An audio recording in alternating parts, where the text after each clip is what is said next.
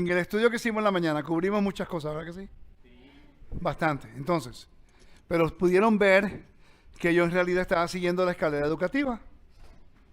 Les hablo un poquito de el contexto del templo, legalidad bíblica, el contexto geográfico. Hablé acerca de la historia y la arqueología. La única forma que yo puedo enseñar, la forma que estoy haciendo, es siguiendo esta guía. Entonces, cuando ya te equipas, eso fue lo que hice con usted cuando estábamos hablando. En el momento que empezamos, porque ese argumento es universal hoy día, entonces yo enseñé lo mismo hasta que me puse a estudiar alguna historia. Entonces tuve que reconsiderar algunos puntos que mi tesis estaba al 50% correcto, nada más. Pero la otra parte estaba mezclando en mi interpretación. Entonces yo tuve que tomar una decisión de aceptar la realidad de la información y la evidencia y decir, ok, yo creo que estoy alargando un poquito más mi interpretación. Vamos a aceptar lo que dice, pero tiene que haber una respuesta para lo demás. Entonces, estábamos hablando del hermano y yo acerca de los dispersos de Israel y él me menciona acerca de Roma. Y ahora, no lo hubiera captado, para ser honesto contigo, hasta 2 años atrás. Si usted me hubiera presentado esta información, yo le digo, sí, tiene razón. Pero 2 años atrás yo comienzo a estudiar lo que es el mundo greco-romano. Bueno, ya va como 5 o 6 años, ¿no? Pero he enfocado bastante mi tiempo, los últimos 2 años, estudiando lo que es la cultura y del mundo greco-romano. La historia, la arqueología, cultura, historia, geografía, todo lo que tiene que ver con eso lo he aplicado para el mundo greco-romano. Por eso yo fui a Turquía, Grecia y Roma en febrero-marzo. Estuvimos allá, fuimos por las 7 iglesias de Apocalipsis. Después fuimos a Troas, fuimos a Troy, how do you say Troy? Troya. Fuimos a Estambul, después fuimos a Kabbalah, que es Apolonia. Después fuimos a Filipo, Tesaloniki, fuimos a Atenas, estuvimos en Turquía, en Corinto, fuimos a Roma. Entonces, cuando yo pude ver, aunque las estructuras grecorromanas casi todas iguales, muchas de las leyes eran iguales, pero aprendí que en diferentes lugares geográficos la audiencia era diferente y que hablaban diferentes dialectos. Y que aunque el mundo romano prevalecía como la autoridad suprema, ¿no? Pero yo aprendí que en el mundo romano habían colonias romanas. Habían ciudades que se alineaban con Roma, pero habían otras que eran completamente leales a Roma. Cuando llego a Roma, me doy cuenta que la audiencia romana, los judíos en Roma, y yo me preguntaba el por qué los judíos se quedaron allá. Yo antes pensaba que eran los dispersos de Israel. Yo pensé eso. Hasta que me pongo a estudiar, me pongo a hacer historia por el templo. Y cuando estoy estudiando el templo y llego a la destrucción, antes de la remodelación de Herodes, me pongo a estudiar Josefo y me está diciendo que en el año 63, antes de la era común, pues a Pompeyo ganó la guerra, destruyó el templo y después se llevó a los judíos a esclavos a Roma. Entonces ya sabemos que los que estaban en Judea fueron los cautivos a Roma. Los que llegaron a Asia Menor son los cautivos, que se lo estaba enseñando el hermano aquí ahora, y me gustaría pues hablar un poquito acerca de eso. Creo que es un tema que vale la pena cubrirlo, porque nos ayuda a entender un poquito. Y aquí es donde cae Asia Minor Maps. Asia Minor, aquí vamos. ¿Okay? Entonces aquí, por ejemplo, yo no sabía, tengo que ir acá de nuevo, dame un segundo. Yo no sabía hasta que fui a Turquía en febrero. ¿Qué pasó acá? Abrió, ahí está. Yo no sabía hasta que fui a Turquía en febrero. Y yo hice un estudio de casi 3-4 meses todos los días, 6 horas al día, acerca de todo esto acá. Y yo pensaba que cuando Pedro habla acerca de Bitinia, Pontus, Galacia, Capadocia, yo pensaba que eso eran ciudades, son provincias. Y yo, ok. Y eso como que me voló un poquito la cabeza, porque ahora tengo que estudiar cada provincia. cómo dirigía. Entonces yo entendí que cada provincia tenía diferentes dialectos y cada provincia tenía diferentes religiones. Por ejemplo, en la Odisea está al lado de Coloso. Y la gente de Coloso no eran griegos y otro grupo étnico. Eran parte del imperio macedonio en un tiempo. Pero adoraban a Cibele. ¿Cibele se dice? Cibele. Y a otros dioses. Entonces yo estaba diciendo, hermano, que para hablar de Colosenses hay que considerar dónde vive la audiencia, quién era la audiencia, cuál era el dialecto de la audiencia y a qué adoraba la audiencia, de dónde provenían. Y la historia es bien fácil para entender. Entonces, cuando entendí que en Asia Menor, que es hoy Turquía, que toda esta gente vivían en provincias, wow, me puse a estudiar un libro que se llama Judíos, Jews in the Asia Minor. A ver si lo encuentro aquí. Jews in Asia Minor. De Travilco se llama el libro. Jews in Asia Minor.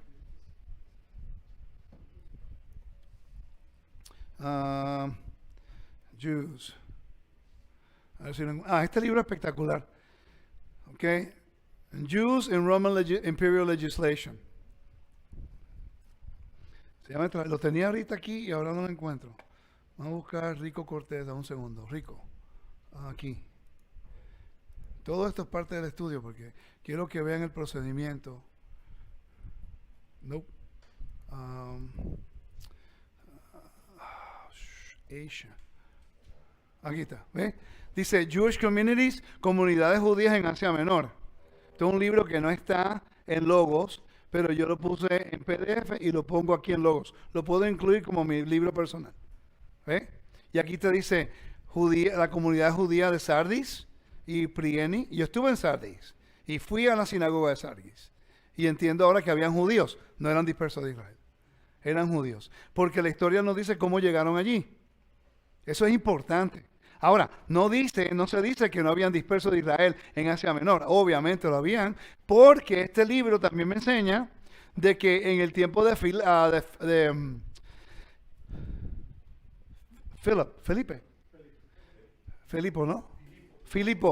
tiempo de Filipo, el rey de Macedonia, después cuando Alejandro Magno conquista a los persos, entonces ellos ellos mueven a 2,000 familias judías que se encontraban en Babilonia y los movieron a las provincias que están viendo acá. Estas provincias que están viendo aquí. ¿Okay? Están en estas provincias que están aquí. Los movieron ahí. Ahora, ahí es cuando Pedro dice a los dispersos, a los de la dispersión. Pablo está completamente correcto, porque los judíos y los que estaban en Siria, Josefo nos dice que cuando Esdras recibió el permiso de regresar por Ciro, que Esdras escribió una carta a los judíos de Babilonia y a los dispersos de Israel que estaban del norte, que estaban en Asiria, y que ninguno de ellos regresaron, pero un porcentaje de los judíos regresaron a Israel.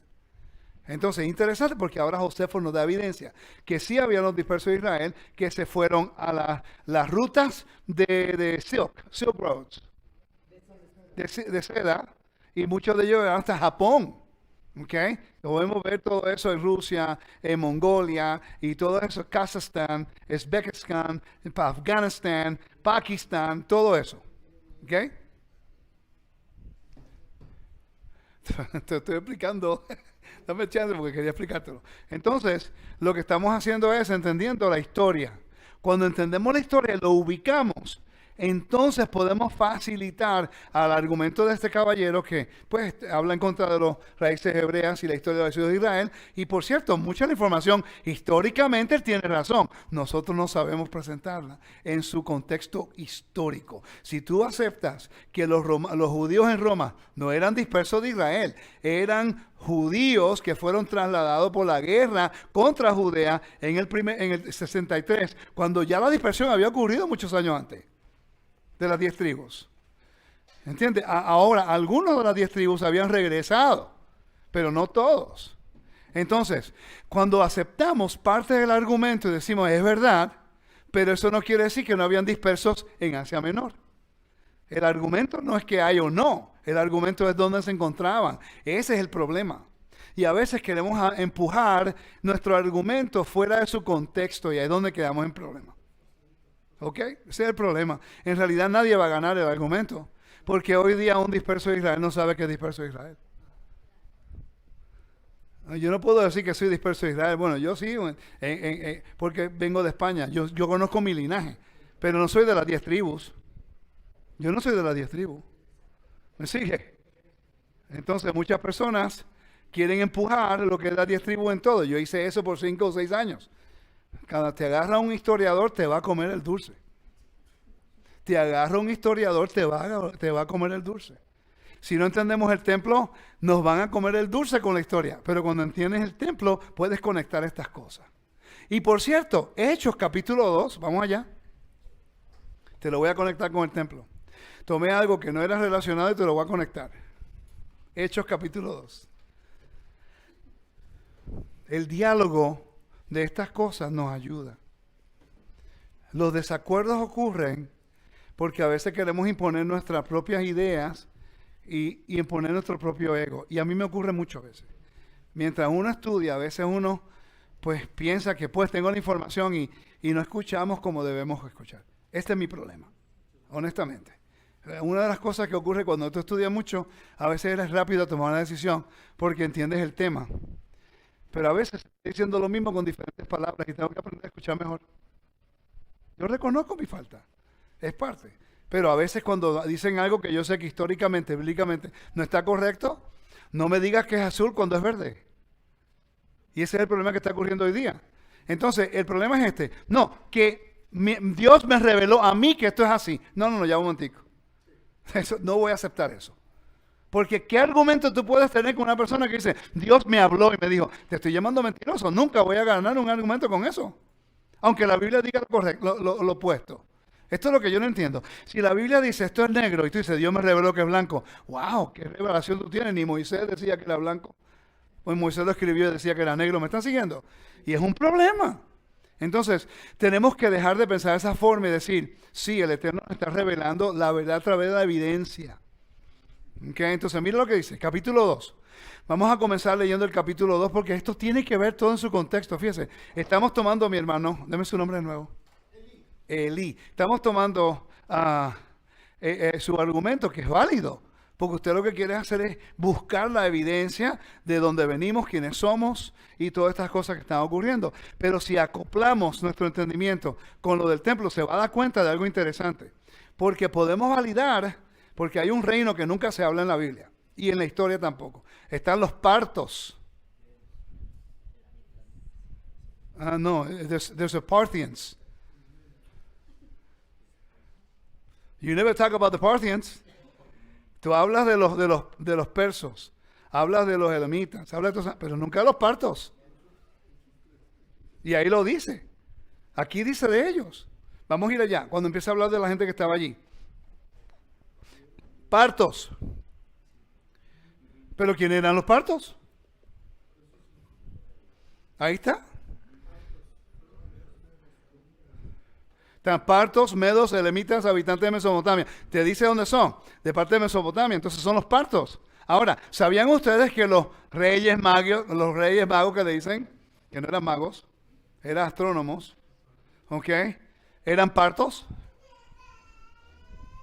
Los reyes del imperio parto eran descendientes de David. Hay libros que se han escrito de eso. Si tú buscas la historia, casi nunca se mencionan los partos. Hubo 5 guerras entre los partos y los romanos. Y los partos por poco le ganaron a los romanos. Y fue una isleta en el Éufrates donde los romanos hicieron un convenio con los partos. Ese pacto que hicieron con los romanos fue lo que facilitó a toda esa gente poder venir aquí. Sin ese pacto, esto no hubiera podido ocurrir.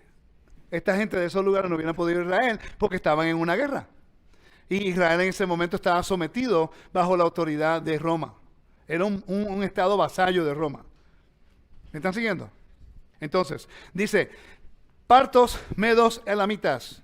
¿Cuántos de ustedes han leído y han buscado de dónde proviene esta gente? Vamos a ver. Parthians. Esto es lo que quiero, esto es lo que estoy tratando de que ustedes entiendan. Nosotros predicamos cosas sin entender la magnitud de lo que estamos diciendo y a veces le pasamos por encima detalles que están ahí, pero nunca preguntamos, ¿quiénes son los partos? ¿Alguna vez le han hecho preguntas a usted acerca de eso? El texto lo dice, ¿por qué no lo estudiamos? Parthians. Entonces, let's look at my research. Vamos a buscar aquí. Parthians. Parthians. No maps, no hay. Los libros, books. Lo escribí mal. Parthians. Parthians. Herodion, Parthians in the area. ¿Ves? Mira aquí, mira lo que dice aquí. Este es un resumen, pero esto de algo educativo, no es académico. Está hablando acerca de Herodión, que es un lugar donde vivía Herodes, ¿no? Pero dice, we know that Herod repulsed the Parthians in that area. Josefo habla acerca de que la amistad entre los partos y los herodianos y Herodes no era muy buena, los repudiaba. Ahora entiendes cuando Yeshua nace, que vienen los magos, venían del imperio parto. Y cuando entran, ¿por qué entraron? ¿Por qué no fueron a buscar a Herodes? Ellos se dirigieron siguiendo la estrella, y buscaron a Yeshua. Y después se fueron. Y después Herodes se volvió loco. Porque se volvió loco. Imagínate que el emperador de Roma hubiera sabido que los partos habían llegado a Roma cuando había un conflicto en los romanos y los partos. Eso se hubiera considerado como traición en contra del imperio. Por eso él tomó lo que hizo para poder agarrar su honor de nuevo. Eso es algo que la Biblia no lo dice. Pero cuando tú lo entiendes, en el contexto histórico tiene sentido. Entonces hay que buscar la información de los Parthians. Los partos es algo que si buscas, ¿qué se controla en el internet? ¿No buscaste algo? Los Parthians, vamos a ver. ¿Qué dice aquí los Parthians? Vamos a leer. Este es uno de los beneficios de este programa que tengo acá. Dice, partos, pueblo iraní. Dice, la región nororiental de Irán, conocida como Parthawa, al menos del siglo 7 antes del Mesías. Adquirió importancia cuando la tribu Parni de Asia Central se le arrebató a los seleucidas en el siglo 3 antes del Mesías. En el siglo siguiente, la dinastía Parni, cuyo origen se remonta en Arsaces, el primero, expandió su imperio por toda la meseta iraní y más allá. Los partos fueron lo suficientemente fuertes como para detener la expansión romana, el Éufrates, en el año 53, lo que te dije ahorita. Paró en el Éufrates. Por eso hicieron el convenio. Se acabó la guerra. ¡Pum! Ellos por poco le ganaron a los romanos. La historia hubiera sido muy diferente si los partos le ganan. Entonces dice, aunque Trajano ocupó brevemente la capital de eso hoy, como se resultó de su rivalidad con las potencias occidentales, los partos se involucraron en los asuntos de Judea, apoyando a Antígono II como rey en Jerusalén hasta que la ayuda romana permitió a Herodes desplazarlos. Lucas informa de la presencia de algunos partos en Jerusalén en Hechos capítulo 2. Ahora sabemos un poco más quién eran los partos. Interesante, cuando tú buscas otros libros que hablan de los partos, se dice que la mayoría de los reyes partos eran descendientes de David. Es interesante, porque si los judíos estaban en Babilonia. Cuando entraron los persos, entonces los judíos no regresaron a Israel, se fueron hacia el este. Quiere decir que la mayoría de los iraníes son descendientes de los hijos de Judá y ni lo saben. Desterrados, ni lo saben. Pashtun de Afganistán también. Ellos saben que son descendientes de Moisés. Ellos lo dicen. El Islam que ellos siguen es muy diferente al Islam regular. Entonces tenemos que lidiar con esa gente. Ese es el punto que quiero traer. Entonces, cuando estamos aprendiendo algo nuevo. Estamos bajo la historia, ¿no? Conectando con el templo. Porque el templo te está hablando algo de, este es el día de Pentecostés. Entonces no podemos descartar la historia. Tenemos que ser honestos con lo que estamos viendo. Entonces, vamos a ir acá de nuevo. ¿Dónde está leyendo? Aquí. Partos, medos, elamitas, habitantes de Mesopotamia. Ok. Busquen rapidito. ¿Quiénes son los elamitas? medos. Tienen que buscar dónde escriben, dónde viven ellos. Y habitantes de Mesopotamia, ¿quiénes vivieron allí? Ahora, si sabes quiénes vivieron allí, por cierto, Josefo te dice cuántos de ellos podían venir en caravanas. Mínimo 10,000 personas o 20,000 personas, todos en caravanas cuando venían de Mesopotamia. No podían venir solos. Tenían que contratar casi un ejército de protección, porque ellos traían el medio ciclo, traían las ofrendas y el dinero para el templo. Y lo podían robar. No podía viajar en 2 o 3 personas, tenía que ir en miles de personas para seguridad. Esto es algo que generalmente no se cubre. Es basado en la conversación que estábamos teniendo. Entonces, en el día de Pentecostés, ahora dice, de Judea y de Capadocia, de Ponto y de Asia. ¿Está hablando de qué? Judea, Capadocia, Asia Menor, del Ponto, Asia Menor, y Asia, Asia Menor. Pero son provincias de ese lugar. Quiere decir que habían judíos, y Pedro te dice que habían dispersos, la diáspora, pero los judíos habían sido dispersados porque los judíos de Babilonia lo habían cambiado para Asia Menor. Quiere decir que hay una mezcla de israelitas con judíos mezclados entre los dos. Eso es algo que yo no sabía. Cuando vi la historia, yo digo, tengo que ajustar mi entendimiento. No de que no habían dispersos de Israel, sino que ahora tengo que incluir que si habían judíos que habían sido en la diáspora porque vinieron de Babilonia y vinieron de otro lugar en Mesopotamia, y sabemos que Judá fue a Mesopotamia, a Babilonia, ¿sí? No hay argumento con eso. Y que muchos se fueron para Persia, que ahora es Irán. Pero muchos se quedaron en Asiria, que es el norte de Mesopotamia. Y de ahí se fueron hacia Armenia, y se fueron hacia Rusia, y se fueron por las rutas de comercio porque eran comerciantes. Pero aquí vemos que todos están regresando. Dice, y Frigia y Panfilia, de Egipto y de todas las regiones de Libia. Entonces, ¿quiénes vivían allí? Sabemos que eran judíos, porque Salomón estuvo ¿con quién? Con la reina Shiva. Y ellos tuvieron hijos. Y regresaron ¿a dónde? A Libia, que es Etiopía. Que todo eso era un reino grandísimo con Egipto. Alrededor de Cirene, viajeros de Roma, tanto judíos como prosélitos. ¿Ves? Aquí estamos, prosélitos son gentiles que habían aceptado, que lo que necesitaban solamente era la circuncisión. Estaban en el monte del templo, no necesariamente dentro del templo. Cretenses y árabes, porque los árabes eran clanes. Son los descendientes también de Abraham, por los que son, pero aquí los árabes son creyentes. Eran judíos que vivían en esos lugares. Entonces te está dando lo que es una geografía. Pregunta, ¿cuántos de ustedes, cuando leen acerca del día de Pentecostés y que el cristianismo el pentecostal dice eso es hablar en lenguas, cuando en realidad las lenguas eran idiomas? ¿Ok? Entonces, han estudiado, primero, la dispersión. Sí, los 10 tribus, perfecto. ¿Ok?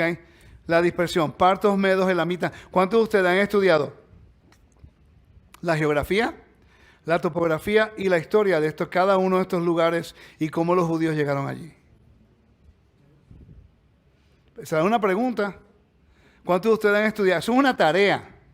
Eso es una tarea porque si vamos a decir que la dispersión regresó después, porque eso es un regreso, y si muchos de ellos se quedaron, quiere decir que la restauración comenzó 2000 años atrás en el día de Pentecostés. Y todavía queda dispersión, ¿no? Obvio. Entonces, esta es parte del proceso de restauración. Pero tenemos que considerar la evidencia. Ahora, mi pregunta es, tenemos que investigar los partos. Hoy aprendimos un poquitico que a lo mejor ustedes no sabían. Después de los medos, elamitas. ¿Cómo llegan esa gente ahí? Si los romanos están peleando con los partos. Y un gran imperio. Sigue. La historia nos ayuda a colocar todo como un rompecabezas. Nos ayuda a colocarlo. No quiere decir que estamos equivocados per se. A veces nuestra interpretación está fuera del lugar histórico. No que no sea verdad, sino del lugar histórico. Ok, ¿usted sabía que los romanos se habían llevado a los judíos cautivos a Roma en el año 63? Lo había escuchado anteriormente, de Pompeyo. Eso te añade a tu conocimiento. Nada más. No le quita de que los judíos estaban dispersos ahora en Roma, pero estás ubicando quiénes fueron dispersos. No fueron las 10 tribus, porque salieron de Judea. Estaban los descendientes de Judá y los galileos eran un poquito diferentes. Los mismos judíos no consideraban los galileos como los mismos los judíos y no consideraban los samaritanos judíos tampoco. ¿Por qué? Porque los samaritanos eran una mezcla de los asirios con las 10 tribus de Israel. Se mezclaron y hicieron un sincretismo. El problema es identidad. El mismo problema entre samaritanos y judíos es el mismo problema hoy entre lo que sean los judíos y las raíces hebreas, Efraín. El mismo problema. Identidad. Entonces, si eliminamos la identidad y nos vamos al templo, sabemos que el templo es para todas las naciones. El problema es este. Muchos de ustedes no pueden probar que son hijos de Israel. En referencia a salvación, a Dios no le interesa. ¿Por qué? Porque a Dios no le interesa en referencia a salvación si tú eres judío o no. Salvación es de los judíos, por cierto. ¿Verdad que dice eso? No dice de las 10 tribus. De los judíos. Pablo lo dijo. Salvación de los judíos. No dijo de Efraín. ¿Por qué? Porque Yeshua viene de Judá, nada más. Exacto. Entonces, primero judío y después. ¿Por qué? Las castas sociales de Roma. Se encuentra en el mundo greco-romano, están las castas sociales. Está el romano, después están lo que es los plebeyos, los patricios, plebeyos, están los libertos y están los esclavos. ¿Okay? Entonces hay unas castas. Gálatas habla acerca de las castas sociales de Roma que se encuentran en Asia Menor. Entonces, si tú lees el texto, te lo dice, que en el Mesías somos uno, no hay distinción. ¿En referencia a qué? A la herencia y la descendencia. Somos Israel. Si tú eres Israel disperso o Judá, son descendientes de Jacob. Igualitos, somos parte de las 12 tribus de Israel. Entonces todos tenemos que regresar. ¿Me siguen? Entonces el mensaje es correcto, pero a veces nuestra información está un poquito desubicada históricamente. Entonces queremos arreglar eso. Si arreglamos ese punto histórico, vamos a poder establecer nuestro punto y la gente va a ver, ok, ahora entendemos. Pero el templo siempre va a ser primordial, porque te provee acerca de la dispersión utilizando el evento del templo en Hechos capítulo 2. ¿Cómo llegaron allí? Entonces quiere decir que había muchos que tenían accesibilidad a regresar a la tierra de la dispersión. Quiere decir que había muchos en la dispersión que estaban guardando el mandamiento y la Torá, no están desterrados. Escogieron quedarse allá, pero subir a Jerusalén en la fiesta cuando podían. Ahora como que cambia un poquito todo, porque ahora ellos están subiendo. Obviamente no están desterrados porque están subiendo a Jerusalén. Pero hay un montón más que no querían ya, están viviendo como gentiles. Y hablaban como gentiles y no les interesaba la Torah. Como muchos judíos en México y en Puerto Rico y en Estados Unidos que son descendientes de Judá, pero no les interesa la Torah.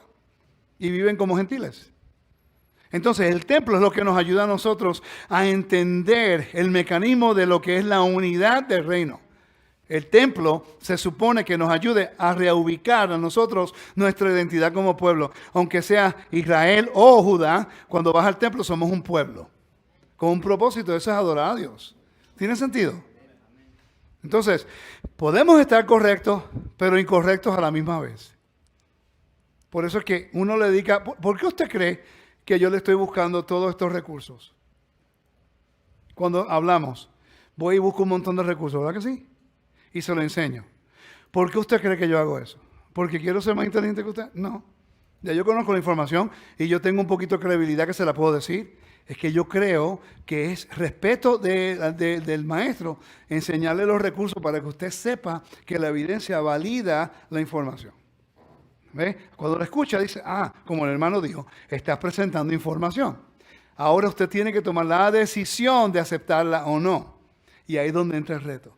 Ahí es cuando yo me aparto. Ya yo no puedo convencerte. Yo te doy el recurso, te enseño el mapa, te doy la historia, te enseño el contexto, te lo conecto con el templo. Si la gente no quiere estudiarlo o no quiere convencerse, eso no es mi problema. Mi problema no es convencerte. Mi problema es solamente presentar información en una forma validada, establecida para que usted pueda tomar una mejor posición sin perder la convicción. Porque en ningún momento te estoy diciendo que no crees en las 10 tribus regresando, sino que estamos reorganizando el aspecto histórico para cuando alguien que estudie estas cosas no perdamos credibilidad. Si yo no te ayudo, no estoy siendo tu hermano. Te voy a dejar caer y eso no se puede hacer. Te estoy ayudando porque quiero que tengas, cuando te pregunten, no, vamos a hablar aquí y eso. Esa es la idea. El templo es lo mismo. Vamos a entrar entonces a Apocalipsis capítulo 4. Apocalipsis 4. Por cierto, quiero agradecerles a ustedes por el tiempo y el honor y el privilegio y el respeto que me están dando de poder presentar la información. Aprecio mucho. Y de verdad que estoy muy honrado porque, mire, lo que yo quiero nada más es brindar información que usted puede crecer y pueda aprender. No me interesan los debates. No me interesa. A veces estoy a punto de hacerlos. Pero no me gustan porque no es algo que va a ayudar a nadie. Ahora, cuando llega el momento, cuando hay que hacerlo, hay que hacerlo. El problema es que cuando hay que hacerlo, la mentalidad mía es muy diferente. O sea, yo no voy a entrar a un debate, va a ser buena gente contigo. Entonces todo el mundo se ofende y la gente, si mi esposa va a un debate, ella no va, ella se queda en la casa. Y no va a ver el video, porque si ve el video, después pago yo. Porque ella es tan buena y ama todo, que ella me dice, lo hiciste mal, aunque lo haya hecho bien. Porque un debate para mí es, te voy a probar que estoy correcto y voy a agarrar tu cara y la voy a tirar por la pared. Esa es mi mentalidad, yo no puedo. Con la palabra no se puede hacer eso. Porque entonces si lo haces de esa forma, aunque estés correcto, termina siendo incorrecto y después nadie te escucha. Y como esa es mi personalidad, mi temperamento, prefiero no hacerlo. Entonces quiero educar y ayudar. Ahora, si calumnias la identidad del Mesías y minimizas la casa del Eterno, ahí sí que yo puedo hacer un debate con información y validando y educando al pueblo. Ahí sí que voy a hacer. Algunas cosas que yo sí que voy a decir, no voy a decir algo. ¿Ok? En referencia a lo que es al Mashiach, tantos que dicen que yo no creo en el Mesías. Pero si entra un judío por la puerta ahora mismo, si entra un judío ortodoxo por la puerta ahora mismo y les dice a ustedes, pruébame a Yeshua como el Mesías solamente citando los 5 libros de Moisés, ¿lo podemos hacer? Pero si no tenemos esto, pues entonces, pónganse a pensar honestamente en esto. Pablo entraba a una sinagoga como era costumbre y enseñaba de los profetas y de la Torá que Yeshua es la muerte y resurrección del Mesías. Entonces, eso a mí me asustó, porque yo estaba enseñando ya yo había ido a muchos lugares a través del mundo enseñando la Torá, y cuando me puse a enfocar mi atención en lo que eso decía, yo mismo reconocí que no estaba apto para presentar a Yeshua solamente utilizando los 5 libros de Moisés. Ahora imagínate, cuando ya tú has viajado sobre 11 o 12 países y ya te conocen en todo el mundo, y después tú dices, wow, no estoy capacitado para que un judío me pregunte. ¡Qué vergüenza! Ahora, gracias a mi maestro y gracias a la información, he podido tener mejor oportunidad de presentarlo. ¿Ok? Y cuando me preguntan Israel, una cosa es hablar con raíces hebreas. Otra cosa es hablar con un judío ortodoxo que conoce la Torah y habla el hebreo mucho mejor que tú. Y conoce la halajá, y conoce esta cosa y te reta y te dice, enséñame, ¿por qué Yeshua es el Mesías? O tenemos una conversación y ellos no creen en Yeshua, pero después de la conversación no te rechazan, aunque tú le dices todo lo que tú crees en el Mesías. Gracias a Dios, esa es la práctica que estoy teniendo. Y no es fácil. Porque tengo más objeción acerca de Yeshua, de los mismos que creen en Yeshua, que de los mismos judíos ortodoxos con quien yo hablo. Impresionante. Yo tengo amigos ortodoxos que nos sentamos a hablar de Yeshua. Tengo uno que cuando hablamos del Nuevo Testamento, y él me dice, el Nuevo Testamento es un libro judío. Y defiende el Nuevo Testamento. Porque 20 años atrás yo lo reté con alguna evidencia del libro de Hechos, y como él es un académico, cuando fue a buscarlo, enseguida lo encontró. Y la evidencia lo validó. Ahora, él no cree en Yeshua como el Mesías, porque él tiene todavía su mentalidad ortodoxa, pero él no puede descartar que el libro del Nuevo Testamento se valida históricamente como que es correcto. La información se alinea perfectamente con lo que él conoce. ¿Iba a decir algo?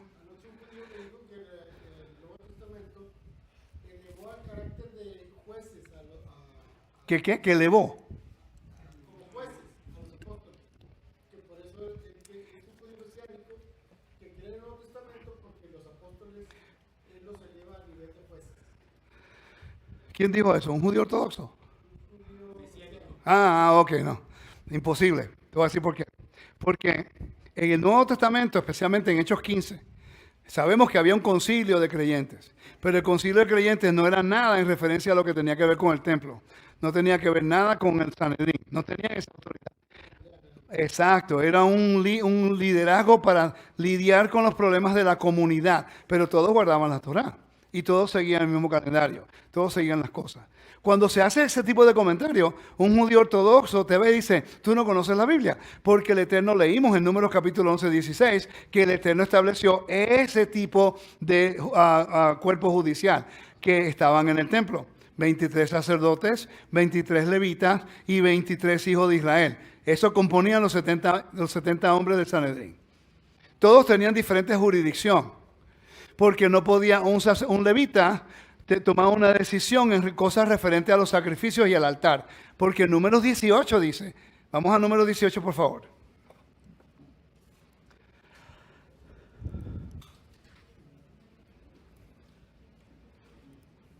Comenzando en el versículo 3, al 2. Pongan atención a la función de la tribu de Leví. ¿La están pasando bien? Sí. Ok, aleluya, gloria. Por cierto, los chilaquiles estaban espectacular. No eran los divorciados, pero está bien, estamos. Ok, no, estaban deliciosos. Ok, versículo 2. Mas también a tus hermanos, la tribu de Leví, la tribu de tu padre, haz que se acerquen para que se junten contigo y te sirvan, mientras que tú y tus hijos contigo estéis delante de la tienda del testimonio. Y atenderán a lo que tú ordenes y a las obligaciones de toda la tienda, pero no se acercarán a los utensilios del santuario y del altar, para que no mueran tanto ellos como vosotros. Quiere decir, en cualquier referencia que tenga que ver con el altar, ofrendas, luna nueva, sonar el shofar, todas esas cosas, los levitas no tenían jurisdicción para hacerlo.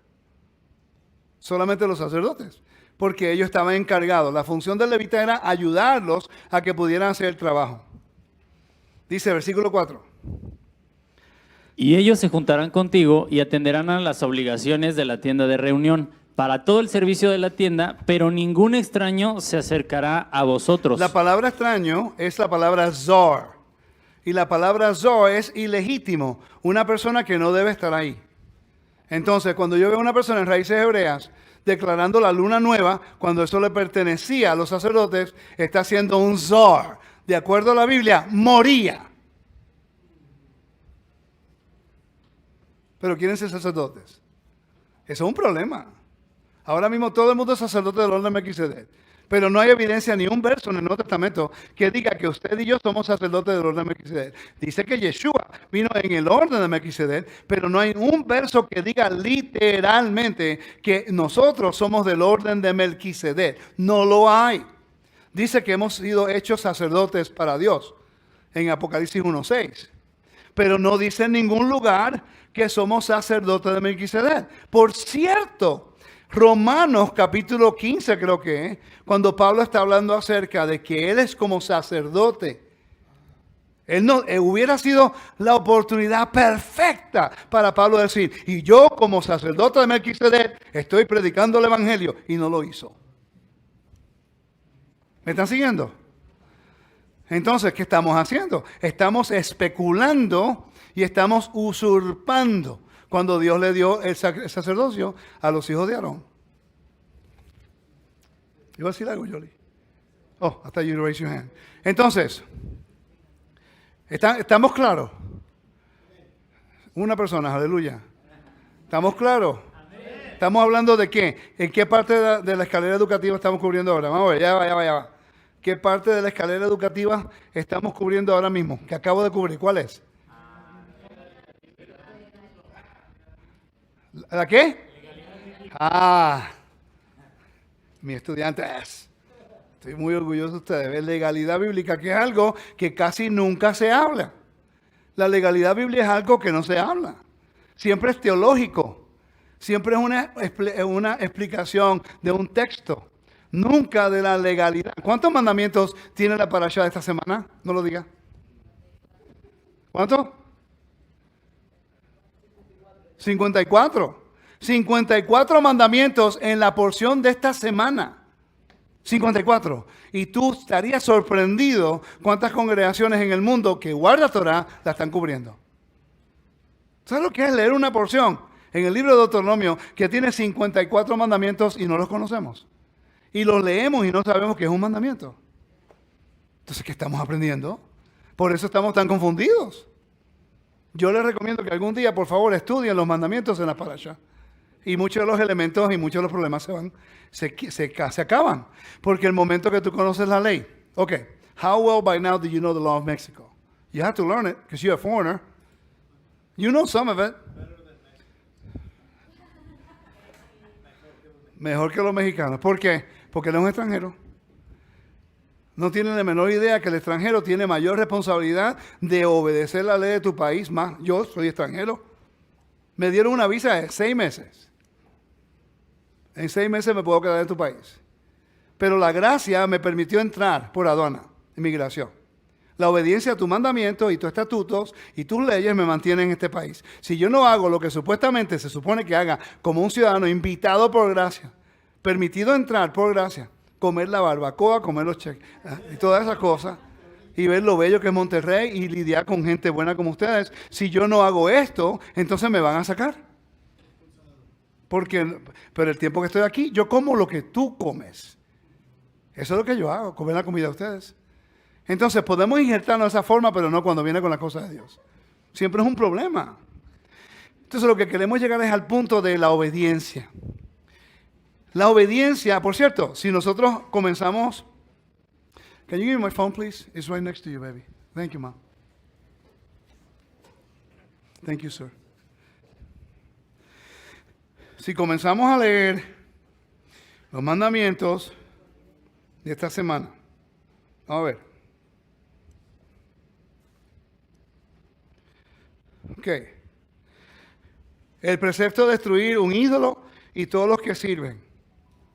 Estamos desde Deuteronomio 12 en adelante, ¿ok? Entonces, eso tiene que ver con Avodah Zarah, culto extraño, que la Torah habla de eso y especialmente el templo se refiere mucho a eso. No borrar escritos sagrados, ni destruir los templos de adoración sagrados, obviamente. Traer toda ofrenda obligatoria y voluntaria en el primer festividad de peregrinaje que venga, templo. La prohibición contra sacrificar ofrendas sagradas fuera del santuario, templo. Precepto sacrificar todas las ofrendas del santuario, templo. Redimir animales consagrados, templo. Prohibición contra comer el segundo diezmo, templo. Prohibición contra consumir segundo diezmo, templo. Prohibición contra consumir segundo diezmo, templo. Prohibición contra comer de un animal primogénito intachable, templo. ¿Cuántos he leído ya?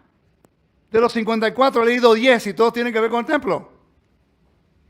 Voy a seguir. Dice, no comer de una jatá, ofrenda por pecado, templo. No comer carne de un olá, templo. No comer ofrendas de menos santidad, templo. Que los sacerdotes no deben comer bicurín, templo. No descuidar los levitas por medio de darles sus donaciones, templo. El precepto de shejitá, de inmolar ritual, templo. No comer un miembro o parte secada de un animal vivo, templo. Ocuparse de traer una ofrenda animal de otro santo, templo.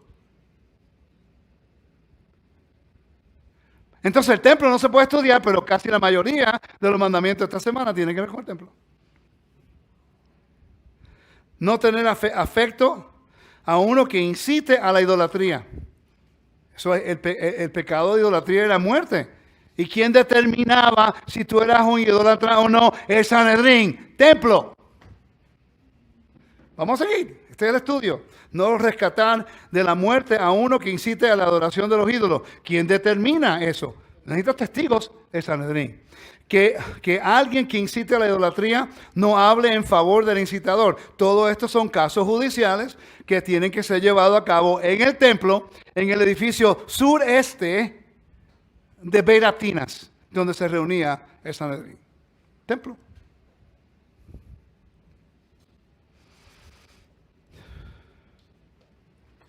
Creo que el punto se está haciendo. Nos queda mucho. Entonces, cuando yo hablo acerca de estas cosas y la gente se enoja, y por eso es que a lo mejor ese caballero no menciona el nombre de uno, es porque no está equipado para hablar del templo. Ese es el único ángulo que yo voy. Porque el Shabbat fue dado como señal del convenio. Israel tiene una responsabilidad. Por cierto, ¿cómo nosotros podemos ser parte del reino si no somos injertados al pueblo de Dios? ¿Puedes tú ser ciudadano de los Estados Unidos de México si no te injertas a México? Pues entonces, el mundo cristiano Por ende, quiere ser parte de la salvación, pero no quiere ser parte del pueblo. Identidad. Efraín es lo mismo. Efraín quiere ser parte del pueblo de Dios, pero no se quiere identificar con Judá. El mismo problema. Es un problema. El templo destruye eso. El templo elimina eso. Porque el templo a Dios no le interesa tu conflicto semanal con Efraín o con Judá o con Simeón. Cuando son las fiestas, Dios dice, mira, vamos a hacer algo. Ok, Simeón y Leví, ustedes no pueden estar juntos. Ustedes se tienen que separar. Ok, Simeón para allá, Leví para allá. Ok, Dan, tú eres un problema, Dan. Ok, te vas a quedar en el norte y después te voy a dar. Leví, tienes mal temperamento. Te gusta pelear mucho. Saca la espada rápido. Los levitas son así. ¿Ok? Pues entonces, ¿qué hace el Eterno? Les redirige su personalidad para hacer ¿qué? El trabajo del templo. Para ver lo que causa la transgresión de una persona y el precio que se paga con sangre. ¿Están siguiendo? Él usa tu talento y lo redirige para su adoración. Y Dios es sabio. Él sabe que cada tribu tiene diferentes personalidades. Entonces Él dice, ok, Simeón y Leví, tú me vas a servir entre todas las tribus. Simeón, vete por allá, Dan, para allá al lado. Sepárense, pelean mucho los hermanos que no se llevan bien, pero durante las fiestas o las comidas familiares se sientan a la mesa tranquilitos, aunque estén en el otro extremo de la mesa. Porque la fiesta no es para nosotros, la fiesta es para Dios. Y nosotros se nos ha olvidado eso. A nosotros hoy día va a haber mínimo 5 Sukkot este año. 5. ¡Qué ridiculez! Que hay 5 Sukkot con gente que dice seguir Torah. Pero no se dan cuenta que el Sukkot, si hay 5 Sukkot, hay 5 diferentes calendarios. Entonces, wait, pero tú no puedes guardar Sukkot si no guardas Yom Teruah. Y si no guardas Yom Teruah, no puedes guardar Yom Kippur. Quiere decir que 4 de los 5 están reuniéndose en el día de expiación incorrecto, cuando Dios no te señaló ese día. Y nos preocupamos, y nosotros nos preocupamos porque hay tanto caos. Estamos causando el caos. Estamos tomando la ley, rompiendo la ley nosotros mismos. Porque no nos queremos someter a ninguna autoridad. Te lo puedo probar. El cristianismo, cada denominación tiene una organización. You belong to the Baptist? Is that what you work with? ¿Con quién estuviste? Sí. Perfecto. Entonces, ellos tenían una organización. Un problema tenía que verte con los líderes, ¿no? Pentecostales igual, adventistas igual, todos, católicos igual, todos, los judíos igual. ¿Y dónde está el de nosotros? ¿Dónde está el de nosotros? ¿Dónde está? ¿Dónde está el Beit Din? ¿Dónde está la organización de raíces hebreas que cuando hay un caso difícil para solucionar, sube a un lugar específico para dialogarlo y tratar de traer un tipo de orden? No existe. Estamos fuera de orden, estamos en caos. Por eso ya yo no soy raíz hebrea. Mátense solitos. Ya yo salí de allí. Yo soy los discípulos del camino. Trabajo con las raíces hebreas, trabajo con los mesiánicos, trabajo con los cristianos, trabajo con quien quiera escucharlo, pero yo he decidido hacer así. ¿No quieren escuchar? Me quedo tranquilito, me hacen preguntas, trabajo contigo. Me invita, voy y enseño. Hago todo lo que tengo que hacer, pero no.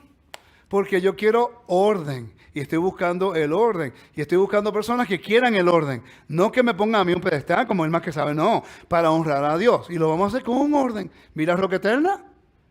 El orden se puede hacer. ¿Ok? Pero tenemos gente que están dispuestas. Ahora, ¿que yo tengo algo en contra de raíces hebreas? No. Yo conozco el origen de raíces hebreas. ¿Ok? Pero hoy día se está haciendo cosas dentro del movimiento que es rebelión. Y porque yo lo digo, soy el blanco. Cuando yo empecé a enseñar los mandamientos y el templo, ahí se fue todo al pique. Mientras enseñaba otras cosas, estaba bien. cuando empecé a enseñar el mandamiento y empezamos a conectarlo con el templo, que hay una jurisdicción y un orden, y empecé a decir, familia, ustedes están haciendo esto, pero de acuerdo a la Biblia, pertenece en este ámbito, no pertenece aquí. Ahí se enojaron conmigo porque están diciendo que yo estoy diciéndole que quién puede o no. No, no, la palabra te está diciendo quién tiene esa jurisdicción. ¿Me están siguiendo? Entonces, cuando entramos a la... Dígame. Yo personalmente estoy comenzando un grupo de estudio que se llama Discípulos del Camino. Trabajamos con todo el mundo. Somos un grupo educativo. Queremos ayudar a todos los pastores, a todos los líderes a compartir la información. No nos afiliamos con nadie, pero trabajamos con todos. Pero cuando tenga con el caos, mantengan su caos allá. Yo quiero estar feliz con mi grupito estudiando para seguir lo que la Biblia dice y ayudar a los hermanos que quieren aprender.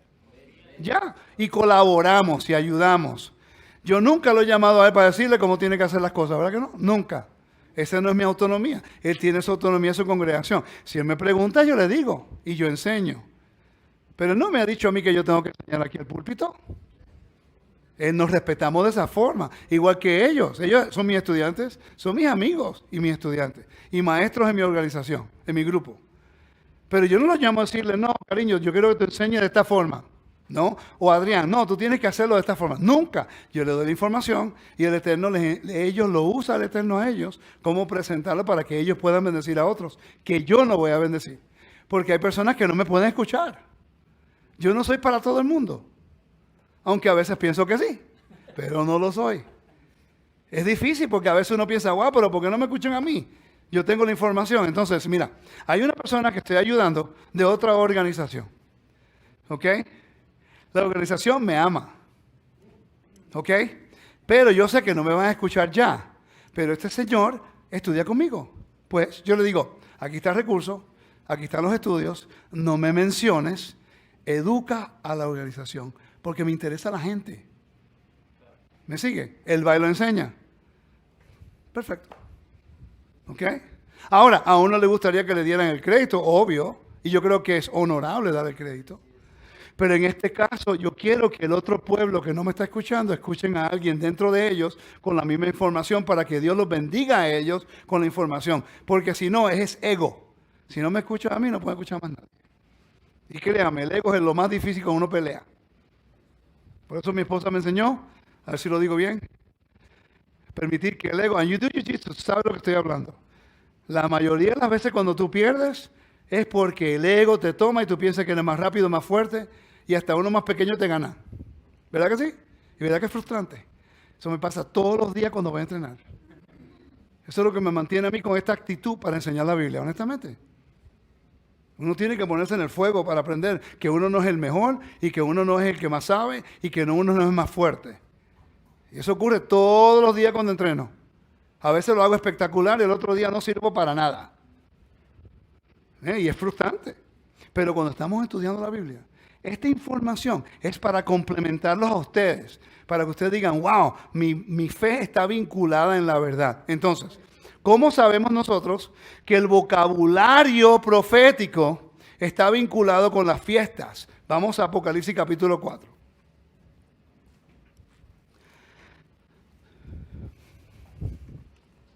Mi maestro hace poco hizo un estudio en Roca Eterna que los estudiantes pudieron ver y pues, gracias al Padre, les gustó cómo mi maestro enseña. Y estamos hablando acerca de la escatología judía. Jewish eschatology, que es muy diferente a la escatología cristiana. Entonces, cuando vamos a hablar acerca del libro Apocalipsis, primero, vamos al capítulo 1. Capítulo 1, versículo 1, comienza bien interesante. Para la persona que no estudia la historia, pues no lo capta, pero esto es para usted. Recuerde que estábamos hablando lo que era el soberano y vasallo. Un convenio soberano y vasallo, de la estructura del convenio, que yo le enseñé Tita. Y la Torá, el mandamiento, está escrito en la forma apodíctica, en Éxodo 20. Casuística es cuando dice, si obedeces, yo haré esto. Apodíctica es, no harás, como dice el mandamiento. Entonces, Pero en la Torá, Dios es el soberano. E Israel es el vasallo, es el siervo. ¿Okay? Entonces, ese vocabulario prevalece siempre a través de la Biblia. Dios es el soberano, el rey de Israel era el vasallo del rey. Por eso el rey de Israel se consideraba el príncipe de Dios. Y eso lo dice en Crónicas y en Reyes, en Primeros Reyes. Entonces, mira el vocabulario y dice, léanlo conmigo. La revelación de que Dios le dio ¿a quién? Para mostrar a sus la estructura perfecta de una jerarquía. Si estudias el Antiguo Medio Oriente lo vas a ver, es clarísimo. Ahora, los escritores y los educadores han dicho que los primeros 3 capítulos del libro de Apocalipsis está escrito en un edicto imperial. Y yo estoy de acuerdo con eso. En la forma que los 3 capítulos del libro de Apocalipsis están establecidos, básicamente es un edicto imperial. Dios es el soberano y Él está haciendo un decreto imperial en contra de las 7 iglesias de Apocalipsis. Ahora, para establecer la primicia de juicio, tiene que haber lo que es un juicio divino o una corte, la cual establece un orden de juicio. Se llama a covenant lawsuit, una demanda del convenio. En hebreo es el rib como costilla, okay, like rib, pero significa una controversia. El libro de Apocalipsis es una controversia en contra de el falso Mesías por oprimir a la novia, que en este caso es una metáfora de Israel, y juicio a la novia Israel por su fornicación, por su idolatría y por su desobediencia. Que todo Israel, Judá y las 10 tribus son culpables, todos. Entonces, pero ¿cómo sabemos que esto es un juicio? Pregunta, Yom Teruah o Rosh Hashanah, ¿cuántos de ustedes pues tienen un problema usando la palabra Rosh Hashanah? ¿Pueden ser honestos? Eso es algo que ocurre mucho en raíces hebreas. No, Rosh Hashanah, eso de Babilonia. No. ¿Cómo yo lo puedo probar? El nuevo año babilónico ocurría en el 5 de Nisan. El nuevo año babilónico ocurría en el 5º día del mes de Nisan. Por 10 días creo que era, o 12 días, no estoy seguro. Por cierto, en el mundo antiguo habían 2 nuevos años. Estaba basado en lo que era el ciclo agrícola. Estaba la primavera y cuando se terminaba el ciclo, el 7º mes, comenzaba el otro año civil. En la Biblia hay 4 calendarios, por cierto. ¿Sabían ustedes eso? 4 calendars. En la Biblia hay 4 calendarios durante un año. 1, el civil, que determina los jubileos y el año sabático. ¿Comienza cuándo? ¿Cuándo se...? El mes de Tishri. Perfecto. Por cierto, lo tengo aquí.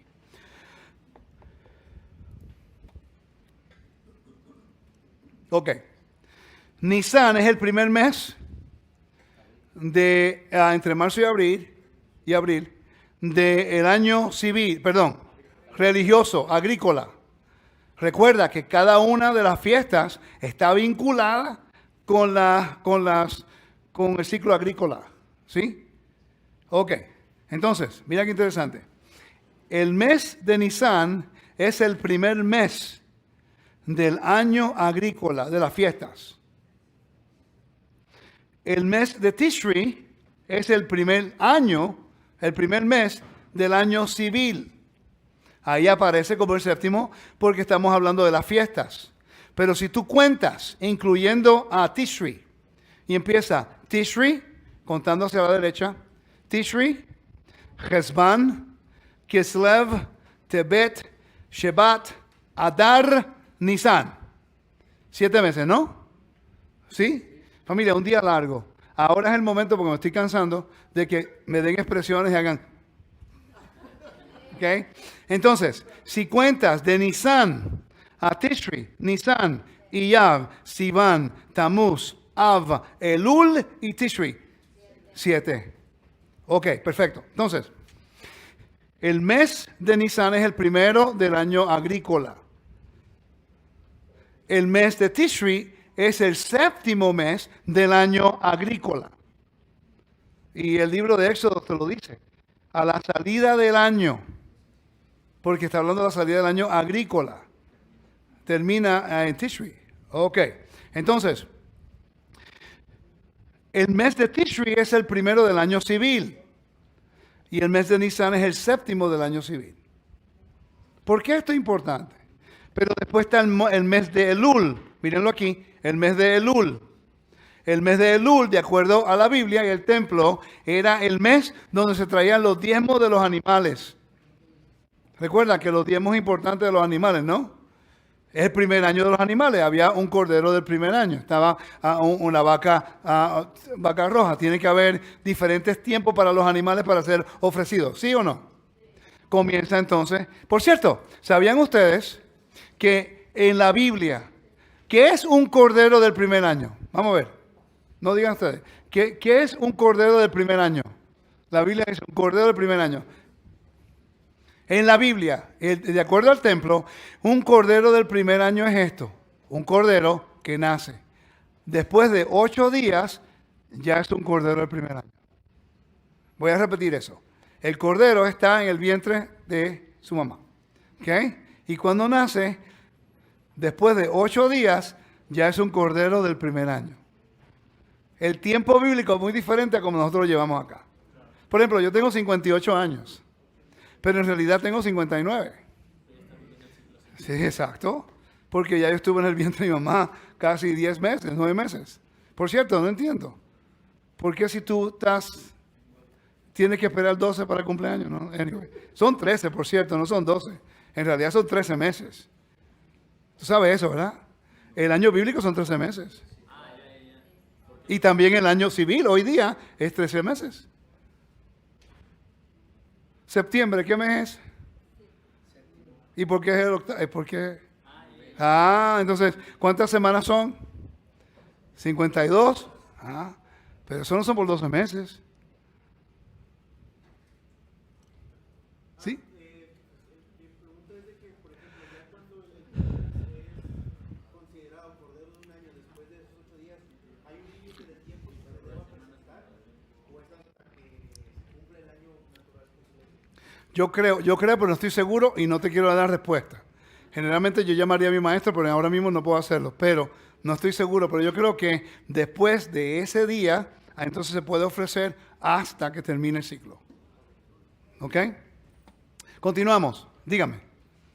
Tengo esa pregunta de los 13 meses.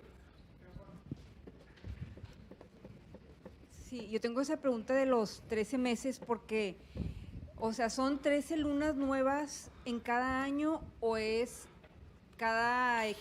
O sea, Ok.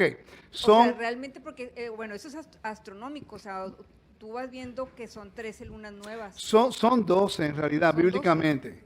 La razón por que se añade 1:13 es porque la luna es lunisolar. Las fiestas son lunisolar. Ok, entonces, se encuentra con la luna, ¿no? Entonces, si no se añade ese mes cada 4 años o cierta cantidad de años, entonces Pascua termina siendo fuera de su tiempo. Y la razón es porque la Biblia dice en su tiempo señalado. Y cuando dice Aviv es primavera.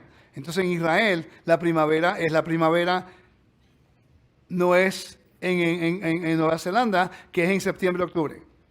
Si Moisés hubiera escrito la Torá en Australia, Nueva Zelanda o Chile, Pascua hubiera sido en septiembre, octubre. Porque allá es la primavera. Yo acabo de regresar de Chile. Y me decía, no, que cuando empiece la primavera, y yo estoy pensando en marzo, y él me dice, no, en 2 semanas. Y yo, 2 semanas. Sí, porque estamos entrando en el Sudamérica. Interesante, ¿verdad?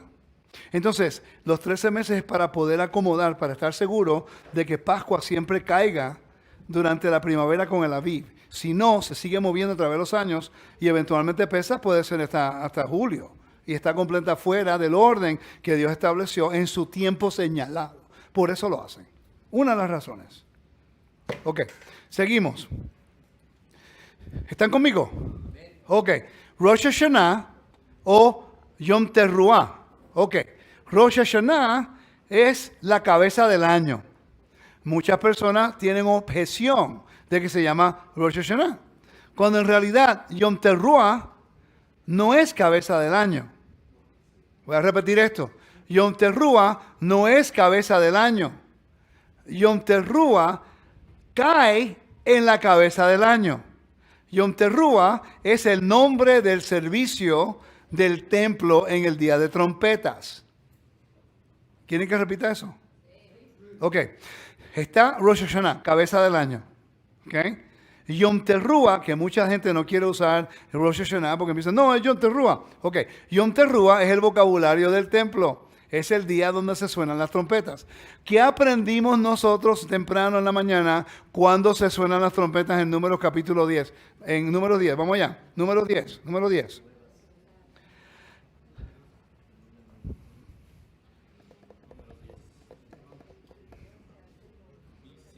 Mueve el micrófono.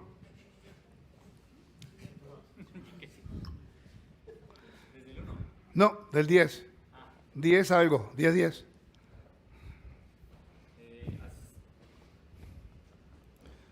Asimismo, en el día de vuestra alegría, en vuestras fiestas señaladas, en el primer día de vuestros meses, tocaréis la trompeta durante vuestros holocaustos y durante los sacrificios de vuestras ofrendas de paz, y será para vosotros como recordatorio delante de vuestro Elohim. Yo soy Adonai vuestro Elohim. Perfecto.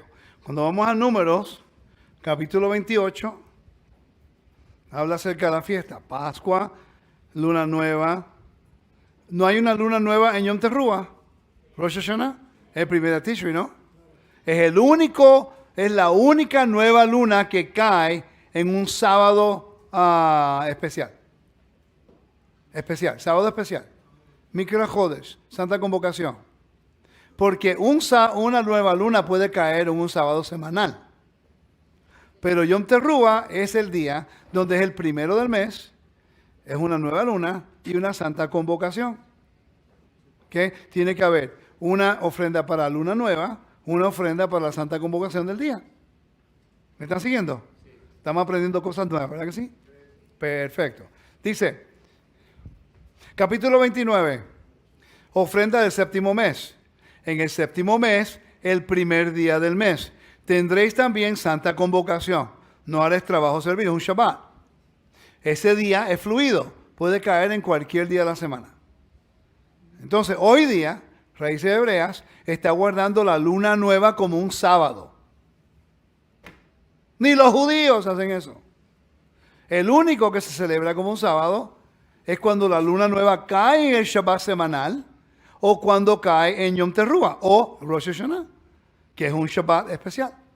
Y puede caer en cualquier momento. ¿Me están siguiendo? Sí. Perfecto. Y dice, será para vosotros día de Yom Teruah. ¿Ve? Y ofreceréis holocausto con aroma agradable al Señor. Quiere decir que las trompetas se suenan en el día de Yom Teruah, que es una nueva luna, donde hay ofrendas y está acompañado con un servicio especial. Dentro de ese servicio especial está una gran cantidad de lo que son versos proféticos acerca de la segunda venida del Mesías. Malhuyot, Sikranot, Malhuyot. Ese es el nombre de las ofrendas. Y Shofagot, eso son las de trompeta. Exacto.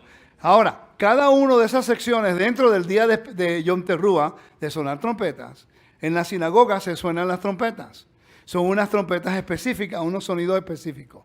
Pero antes de leer esos versos, se leen 10 versos en conexión con ese tema. Esos 10 versos tienen un tema acerca de la segunda venida del Mesías, proféticamente. Eso es algo que voy a comenzar a enseñar pronto. Me va a tomar un ratico, pero voy a hacerlo. ¿Ok? Entonces, ¿estamos claros con eso? ¿Por qué le mencioné acerca de este calendario? Lucas, capítulo 17, versículo 26. Por cierto, no le mencioné los otros dos calendarios. Está el calendario civil, que es de los jubileos. Por cierto, no lo digan. ¿Cuándo se sonaba? ¿Qué se sonaba el día de expiación? Cuando se acababa el día de expiación para el año de jubileo. El gran shofar, sí. Pero pregunta, ¿cuándo se sonaba el gran shofar? ¿Cuándo? Habla más fuerte. Exacto, finalizando el año 49, después del servicio de Yom Kippur, ¿verdad? Se sonaba el gran shofar. Sí.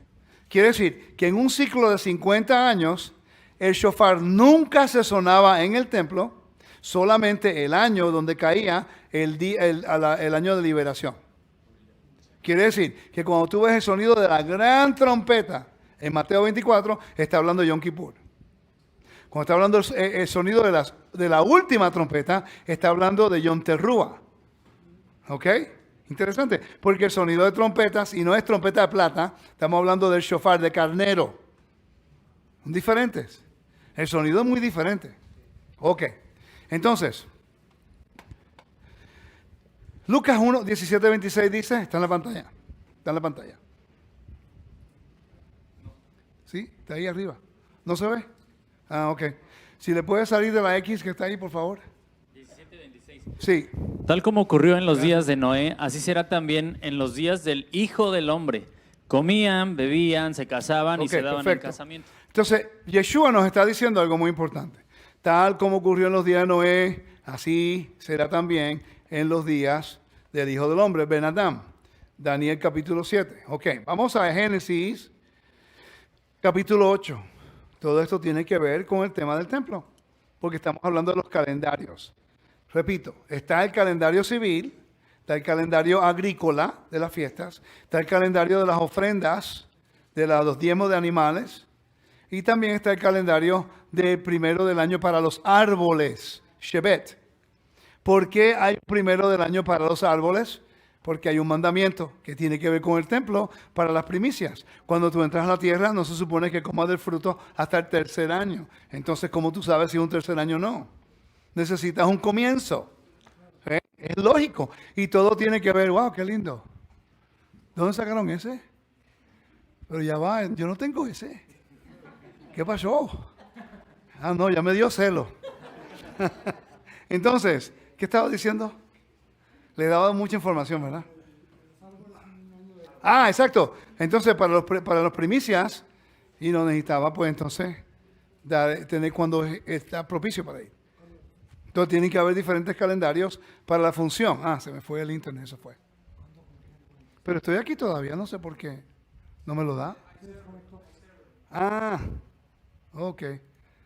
iServer se fue. Dame un segundo, que ahí voy. ¿La están pasando bien?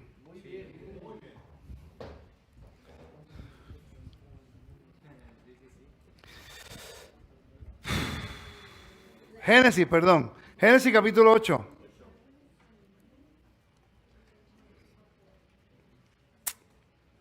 Génesis capítulo 8. Versículo 3 y 4. Las aguas bajaron gradualmente de sobre la tierra y al cabo de 150 días las aguas habían decrecido. Y en el mes séptimo, el día 17 del mes, el arca descansó sobre los montes de Ararat. Perfecto. Dice, en el mes séptimo, el día 17 del mes, el arca descansó sobre los montes de Ararat. Ok, no digan. ¿Qué tiempo del año es ese? Yeshua lo dijo, así como los días de Noé será la venida del Hijo del Hombre. Ok, perfecto. Quiere decir que la historia de Noé está hablando acerca de la resurrección. ¿Qué tiempo del año es eso? Te está dando un calendario. Pregunta, ¿el calendario que te está dando comienza el primero? Lee el verso suavecito. El versículo creo que es 3, ¿no? O 4. Las aguas bajaron. No, el otro, el 4. Ah, el 4. Y en el mes séptimo. Ajá, ok, pregunta. Ya estamos claros que Nisan es el primero y Tishri es el séptimo. ¿De qué calendario? Perfecto. Tishri se convierte en el primer mes de qué calendario? Y Nisan se convierte el séptimo mes de qué calendario? Perfecto. Cuando esa historia en Génesis fue dada, Israel estaba establecida como, recuérdate, la Biblia fue escrita después que Israel se convirtió en una nación. ¿Sí? Pero el evento en Génesis ocurre casi 1000 y pico de años antes de Israel como nación. ¿Sí o no? Entonces, ¿qué calendario estaban siguiendo ellos?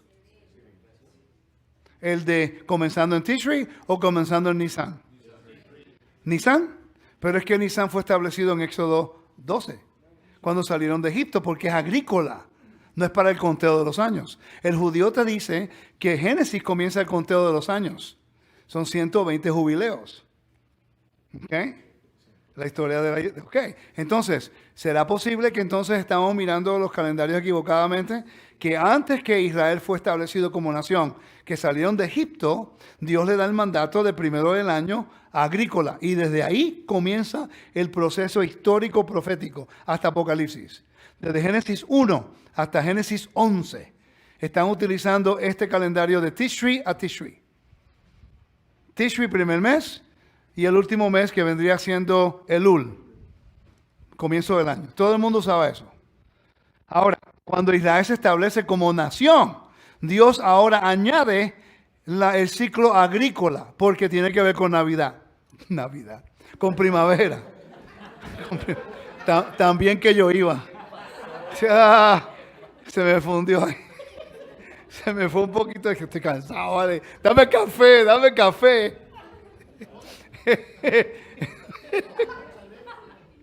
Ay, Dios mío, amado, poderoso Elohim. Ok, ¿qué estaba diciendo? Me olvidó.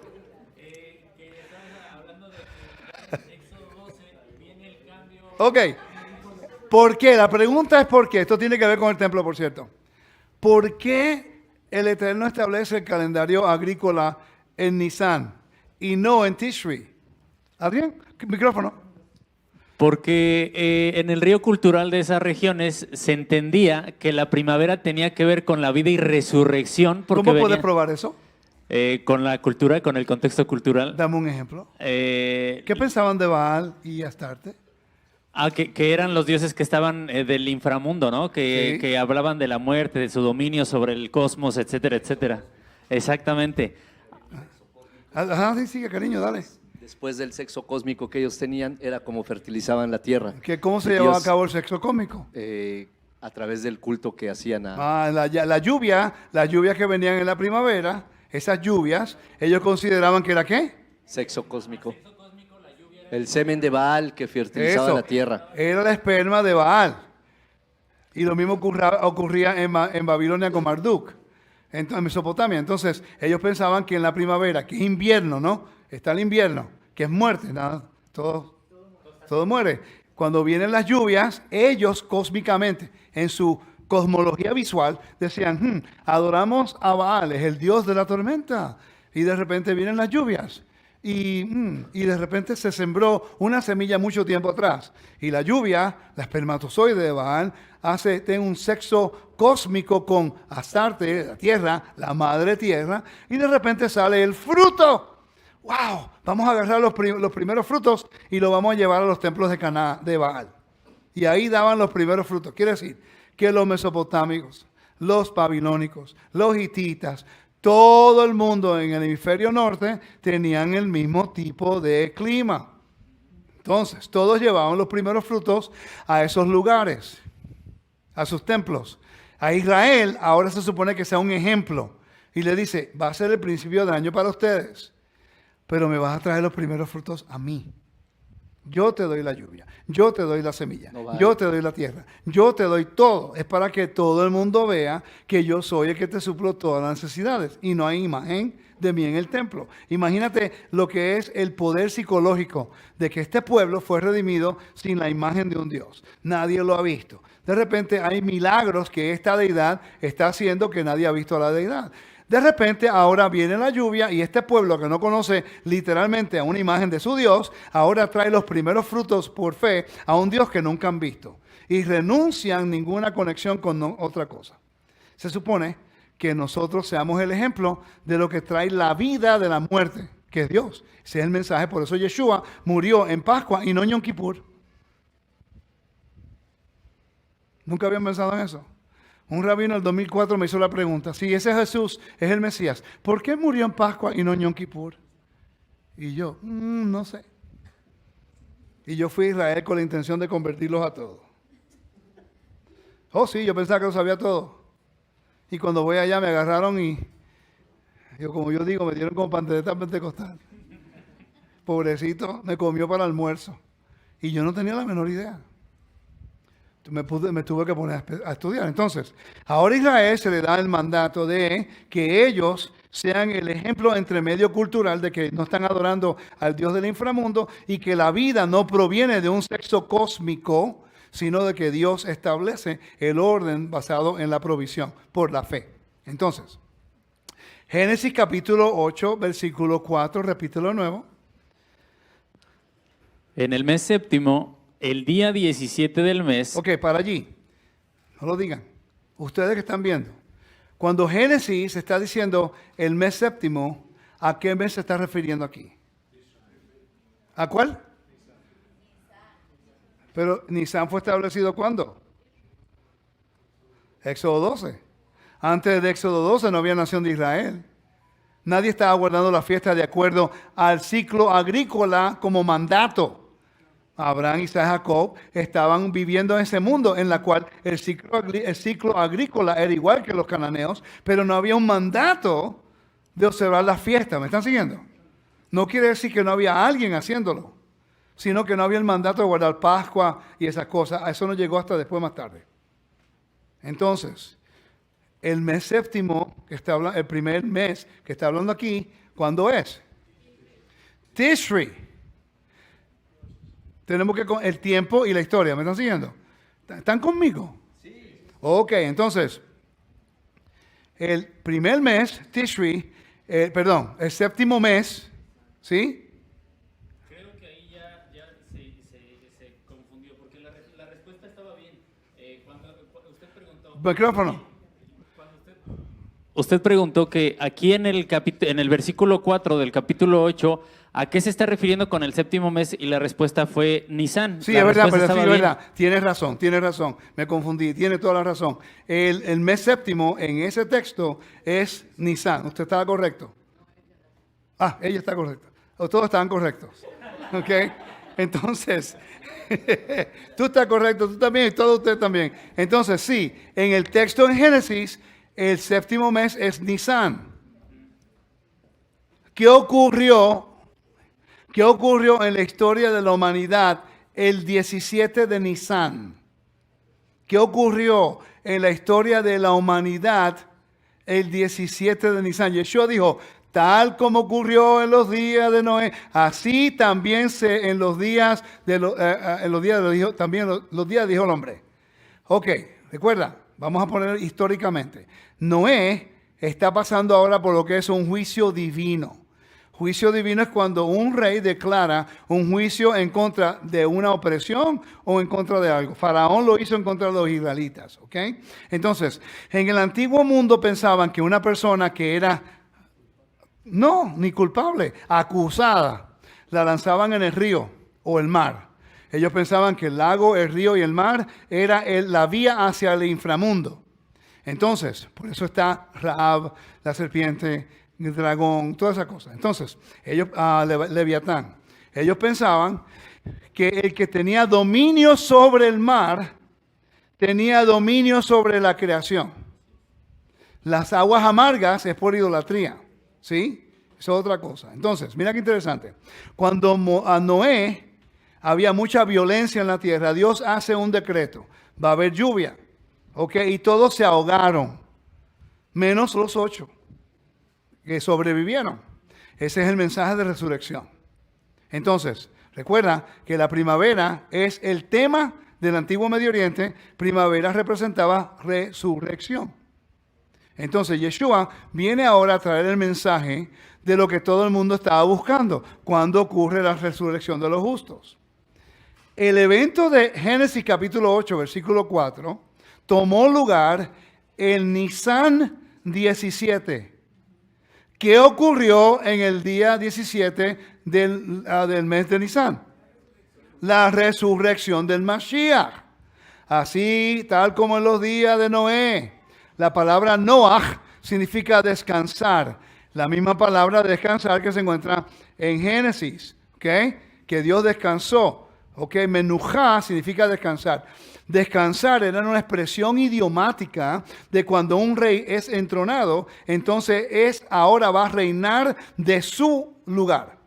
Entonces, cuando Noé sale del arca, en las aguas se dividen, se secaron la tierra, ¿verdad que sí? Lo vamos a ver ya mismo en en el versículo 14.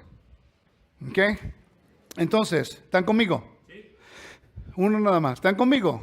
Ok, entonces, todo esto está relacionado con el templo, porque lo que vamos a hablar ahora de Rosh Hashanah tiene que ver con el servicio que viene próximamente, que lo vamos a ver en el versículo 14.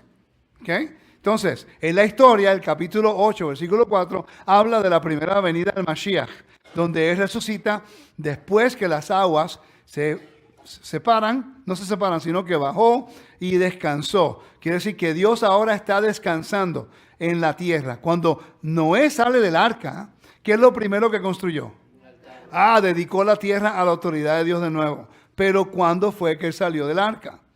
En Génesis 8, versículo 13 o 14, no recuerdo.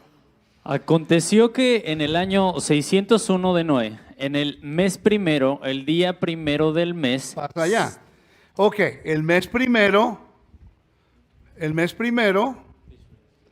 ok, y el primero del mes, ¿no? En ese texto, ¿cuándo sería? Que es Tishri, ¿no? Perfecto. ¿Qué ocurrió? Se lee la segunda parte del versículo. Se secaron las aguas sobre la tierra. Entonces Noé quitó la cubierta del arca y miró. Perfecto. Eso es resurrección. Y eso es resurrección. Entonces, cada vez que tú ves en la Biblia, cuando las aguas se separan de la tierra, los académicos le llaman eso una nueva creación. Recuerden eso. Cada vez que en la Biblia tú ves agua separada de la tierra, es nueva creación. Tú lo viste cuando el pueblo de Israel cruzó el Mar Rojo, el mar de juncos. Las aguas se secaron de la tierra, nueva creación. Y en el capítulo 15 del libro de Éxodo ocurre un entronamiento. Mija moja ba'elim Adonai. ¿Ok? ¿Quién es como tú entre los dioses? Entonces, Dios es entronado como el único soberano sobre la muerte, porque todos los egipcios se ahogaron, así como todos en Génesis se ahogaron, excepto los justos que sobrevivieron. Ese es el mensaje de resurrección. La segunda generación de Israel, cuando iban a cruzar el río Jordán, Jericó no peleó contra Israel. ¿Por qué? Jericó tenía un gran ejército y tenía era un fuerte bastante grande. Pero ¿qué no pelearon contra los israelitas? Rahab, interesante, ¿eh? Rahab, que es el nombre de uno de los dioses del inframundo, Rahab, le dice a los espías, ¿hemos oído qué? Que su Dios y que tiene dominio sobre el mar. El mar representaba el inframundo, el camino a la muerte. Por eso no salieron a pelear. Y la segunda generación cruzó el río Jordán y dice que las aguas se dividieron de norte a sur y las aguas se retrajeron hasta la ciudad de Adán. ¿Por qué te da esa información? A mí no me interesa que me diga qué lejos fue. Adán, porque la segunda generación iba a regresar al jardín de nuevo, donde no hay muerte. Amén. Mensaje de resurrección. Ok, entonces, en Yom Teruah hay un servicio que se llama Zikaron, Yom HaZikaron, el día de remembranza. Es uno de los títulos de Rosh Hashanah. Rosh Hashanah, Yom Hadin, Yom HaZikaron, Yom HaKiseh. Es títulos de esa observancia. Tiene que ver con el templo. Está hablando del día del entronamiento, el día de juicio, el día de remembranza. Es interesante que en el templo se sonaban las trompetas en el día de trompeta. Y estábamos recordando algo. ¿Qué estamos recordando? Cuando Dios reinó sobre la tierra de nuevo, porque Noé, que significa descansar, él ahora va a reinar la tierra, dedica la tierra con el altar, dedicando la soberanía, la autoridad de Dios en la tierra, erigiendo un altar. Por eso es que cuando venga el Mashiach, lo primero que tiene que hacer es, viene la resurrección, el mismo patrón de Noé. Viene la resurrección y después construye un altar. ¿Por qué? Está dedicando la autoridad de Dios al Eterno de nuevo. Porque la tierra pertenece al amo de este mundo. Pero cuando venga el Mashiach, va a ser transferida a su dueño original. Entonces, el Génesis capítulo 8, versículo 4 y versículo 13, te está hablando acerca de la primera venida del Mesías y la segunda venida del Mesías.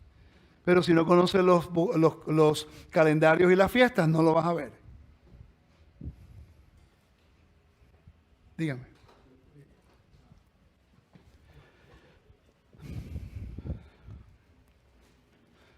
Por eso en Apocalipsis al final las aguas proceden o fluyen desde el trono.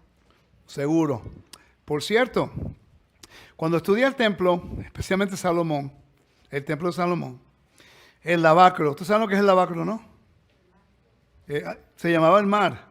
¿Por qué se llamaba Yam? ¿Por qué se llamaba el mar? Salomón le llamaba el mar, ¿verdad que sí? ¿Por qué? En el primer tiempo, en el segundo templo no llamaba Yam, decían el Kior. ¿Pero por qué llamaba el mar? Buena pregunta, ¿no? Vamos a Éxodo capítulo 14.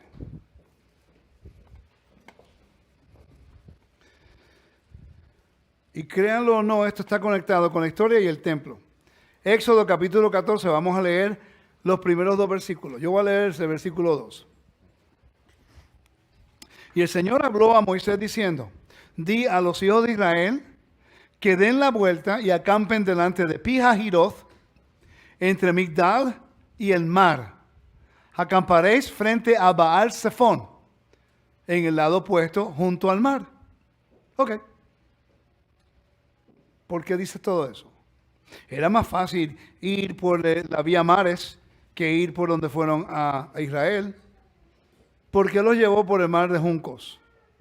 Es el mar de juncos, por cierto. No es el mar, no es el mar rojo, el mar de juncos. Pero lo llevó junto al mar. Pero es interesante que dice Pi-Hahiroth Migdal, la torre y el mar. Pero te dice algo bien interesante. Frente a Baal-Zephón. ¿Qué era Baal-Zephón? Hay una mitología. Una mitología. ¿Ok? Partieron de Etam y se volvieron a Pi-Hahiroth frente a Baal-Zephón y acamparon delante de Migdal. Entonces está diciéndote le está dándolo aquí un itinerario. Pero es importante. Ahora te voy a decir la mitología detrás de ese texto. Cuando yo leí eso, yo nunca lo entendí. Yo decía, es raro. ¿Por qué yo necesito saber que ellos fueron redirigidos a este lugar? ¿Por qué me está dando los nombres? ¿Por qué me está dando un lugar geográfico? ¿Por qué me dice que está al frente del mar? ¿Por qué me dice que está frente a Baal-Zephón? Y yo dije, ¿qué es Baal-Zephón? Entonces me puse a buscar lo que era la mitología de Mesopotamia, la pelea cósmica entre Marduk y Tiamat. Y también la pelea cósmica de Baal con Yam. Yam es mar. ¿Ok? Entonces la historia va de esta forma. Esa es la mitología cananea. ¿Ok? Yo pienso que hacia dónde se iban dirigiendo los israelitas cuando salieron de Egipto. ¿Hacia dónde iban? ¿Hacia dónde? Sí, pero dirigiéndose hacia dónde. Hacia Canaán, ¿no? Entonces, ¿tú no crees que el Eterno va a vindicar a su pueblo de lo que le hicieron los egipcios? Porque en la historia, el capítulo 14, si tú lo lees detalladamente, detalladamente, tú vas a notar algo bien interesante. Todos los israelitas tenían miedo de cruzar el mar, pero los egipcios no.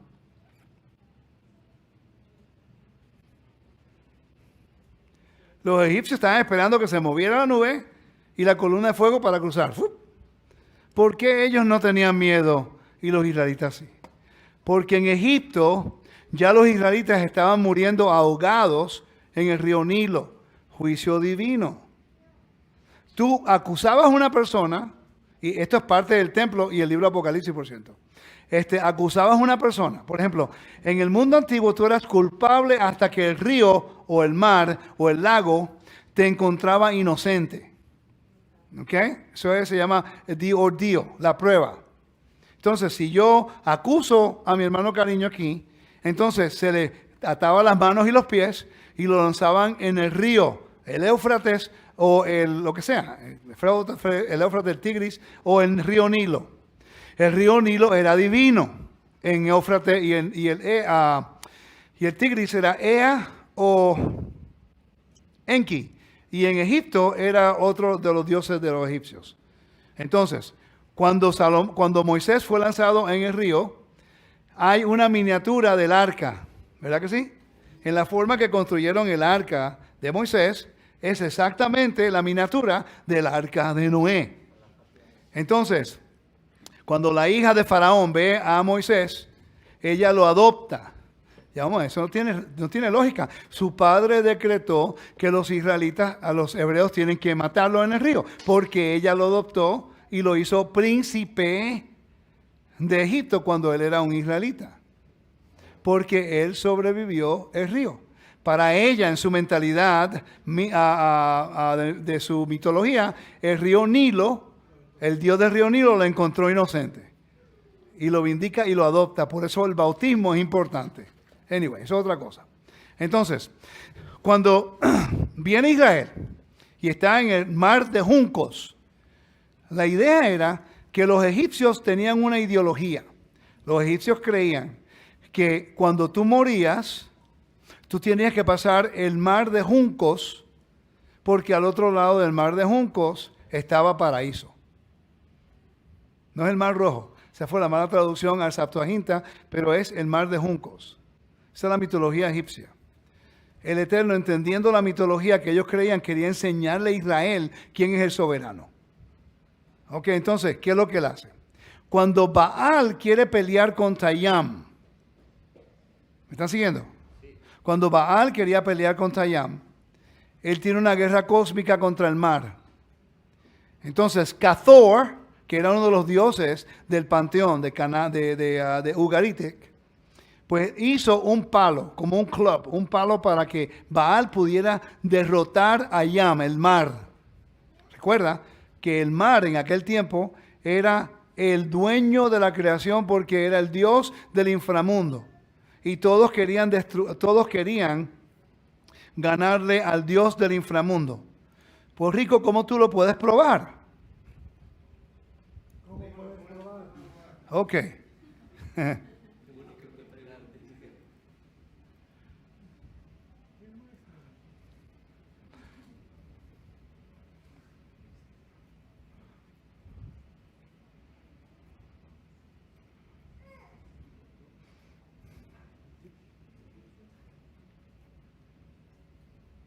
¿Ves este árbol? ¿Ves ese bote?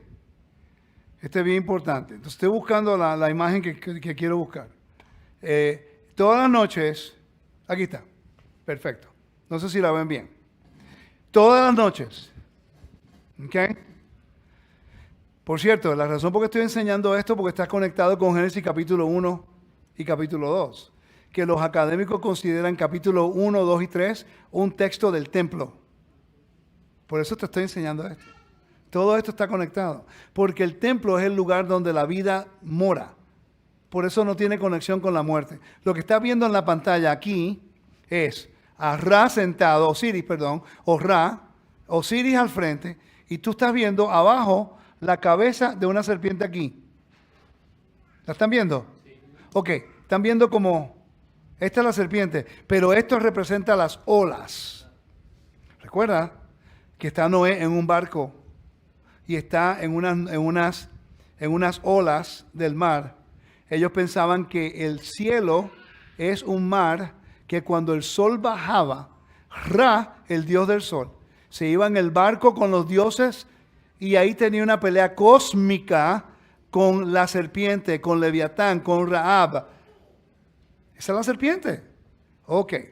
Cuando salía el sol, ese era el mensaje de resurrección de los egipcios a diario. Entonces ellos adoraban a Faraón como divino porque él tenía dominio sobre la muerte, sobre el inframundo, sobre la oscuridad. Por eso Dios le dio la plaga de oscuridad a los egipcios, pero la luz a los israelitas. Ni un aleluya. Ustedes, Dios mío, hay que bautizarlo de nuevo. Ay, Padre. ¿Y por qué? Sabemos que hay una plaga de oscuridad, eso no tiene lógica. Pasa un día, pasa 2, pasa 3 días, y después ellos dicen, ya un momentico, nosotros estamos en completa oscuridad, pero hay luz donde están los oprimidos. Es el Dios de Israel que tiene dominio sobre nuestro Dios. Ok, entonces, aquí vemos que cuando ya va a salir el sol, viene Osiris y hace le pone la vara, autoridad, en el mar, la serpiente. y le ataca la cabeza. ¿Suena conocido eso? ¿Qué es lo que dice Génesis? Que la semilla de la mujer, ¿qué? Quiere decir que este mensaje que están viendo aquí tiene que ver cómo Dios va a destruir la muerte. Cuando Él le dijo a Israel, pasa por el mar rojo, el mar de juncos, le está diciendo, juicio divino, ellos te acusaron, yo te voy a vindicar. Entonces, cuando ellos cruzaron y no murieron, no se ahogaron, son inocentes de la acusación. Y después fueron al monte Sinaí, donde la presencia de Dios bajó y fue Dios entronado como el soberano. ¿Cómo podemos saber esto? El poder cruzar por el mar, la mitología era esta, que si cualquier dios que derrotara el mar se consideraba como el soberano del cielo y la tierra. ¿Me están siguiendo? Por eso en el templo estaba el lavablo que se llamaba Yam. Porque Dios está enseñando que el Dios del templo tiene dominio sobre el mar, la muerte, el inframundo. Por eso el templo representa vida y vida eterna. Es el lugar donde Dios mora. Te estoy enseñando la razón por el templo utilizando algo en Éxodo. ¿Me están siguiendo? Entonces, cuando Baal derrota a Yam, entonces va el rey, el dios del panteón, y él construye un templo para Baal que se llama Baal Zafón.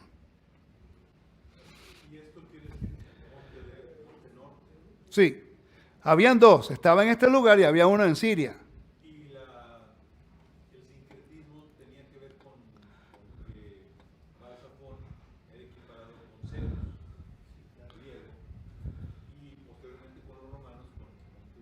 Están todos los mismos diferentes nombres. Toda la misma historia, diferentes nombres. Ahora, ¿cómo vamos a validar esto? Bíblicamente. Te enseñé la historia, te enseñé el Éxodo, te enseñé Génesis. Ahora vamos a conectarlo con el libro de Apocalipsis, capítulo 14. ¿Están viendo cómo el aspecto cultural, histórico, bíblico del templo se aplica a la Biblia? Aleluya, no todos están de acuerdo a la misma vez. Capítulo, yo creo que es 14, no, el 12, capítulo 12. Mira, está hablando acerca de la mujer, el dragón y el niño. La mujer representa a Israel, el niño es tipología del Mashiach y el dragón. La serpiente está lo que es Leviatán, Raab, el dragón.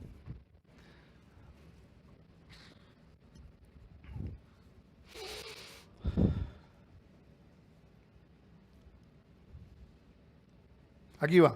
Dice, cuando el dragón vio que había sido arrojado a la tierra, persiguió a la mujer que había dado luz a un hijo varón. Y se le dieron a la mujer 2 alas de la gran águila, representa salvación, por cierto, a fin que volara de la presencia de la serpiente al desierto, a su lugar donde fue sustentada por un tiempo, tiempos y medio tiempo. Y la serpiente, que era el dragón acá arriba, la serpiente arrojó de su boca tras la mujer agua como ¿qué?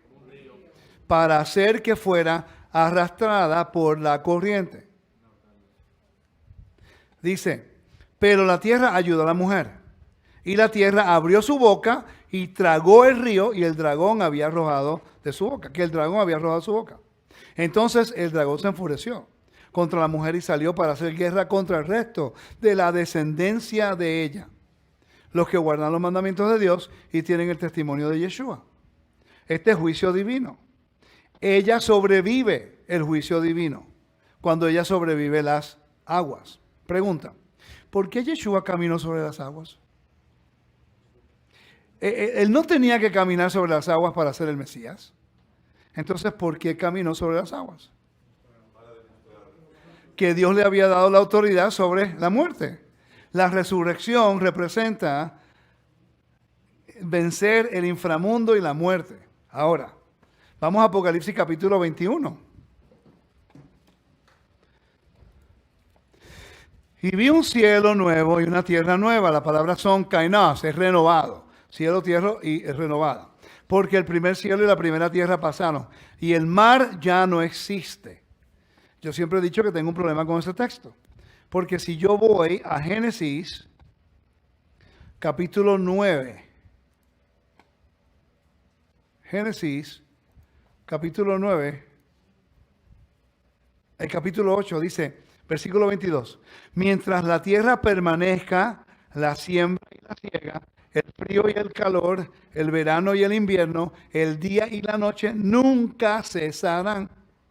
Entonces pregunta, cuando venga Dios, el Padre, después del milenio, ¿no va a venir a la tierra?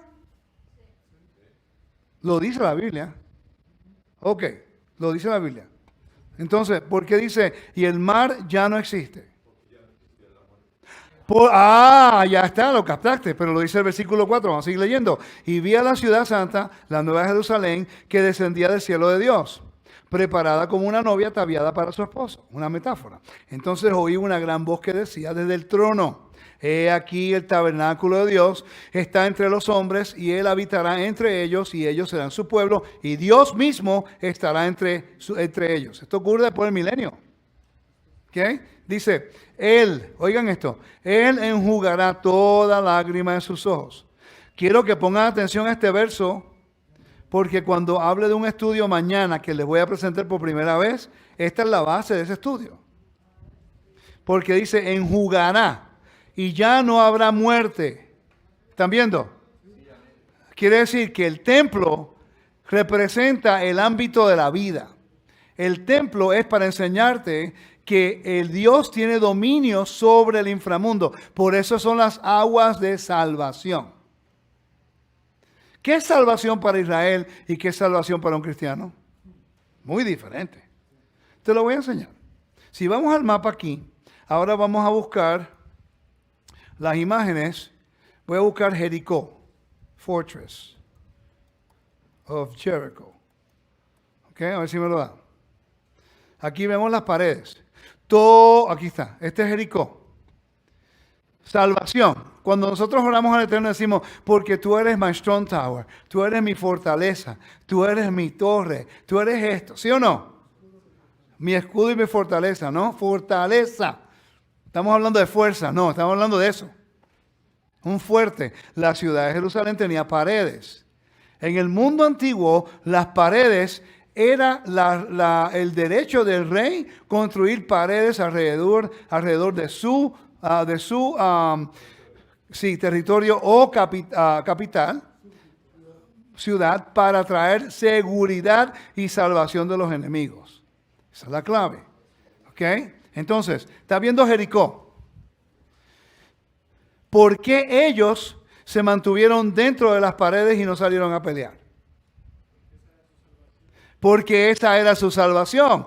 Y no salieron a pelear porque sabían que el Dios de Israel tenía dominio sobre el mar, tenía dominio sobre la muerte. Y recuerda que el que tuviera victoria sobre el mar era considerado como el soberano del cielo y la tierra. Por eso crearon Baal-Zafón. Dios pasó al pueblo de Israel como diciendo, Moisés, quiero enseñarle a mi pueblo quién yo soy. Vamos a llevarlo por este ladito. Ahí está Baal-Zafón. Eso es lo que los cananeos creen, que Baal hizo venciendo al mar. Ahora se abre el mar, caminan todos, los egipcios mueren y ahora ya en Canaán saben lo que ocurrió y tienen miedo. Y no fueron a pelear porque la salvación era basada y por eso fue que las paredes fueron destruidas.